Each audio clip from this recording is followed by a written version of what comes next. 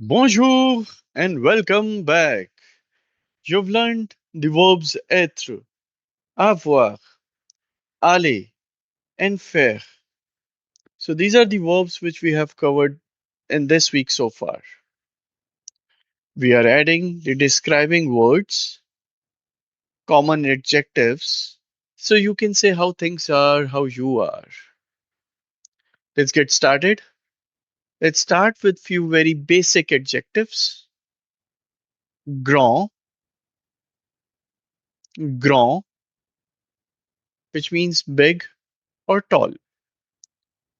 Petit, petit, short or small. Bon, bon, which means good. Let's repeat these three together. Grand, petit, bon. Great job. Now let's learn some adjectives for you how you feel. Remember, être from the day 11, these pair perfectly with it. Content, contente. Remember, if the subject is masculine, if there is a boy who says content, he will say content, which means happy. If a girl says, she'll say contente, happy.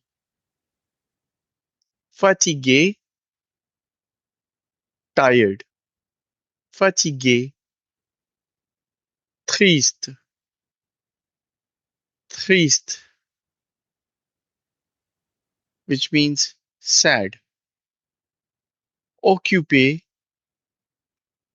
occupé, busy. Let's repeat these four together. Content, fatigué, triste, occupé. Excellent. Putting it all together, now let's combine être with these adjectives. Repeat after me. Je suis content. Je suis content aujourd'hui, which means I'm happy today. Je suis fatigué aujourd'hui. Je suis fatigué aujourd'hui. I'm tired today. Tu es très occupé. Tu es très occupé. You're very busy. Tu es très occupé. Wonderful. You just described feelings in French.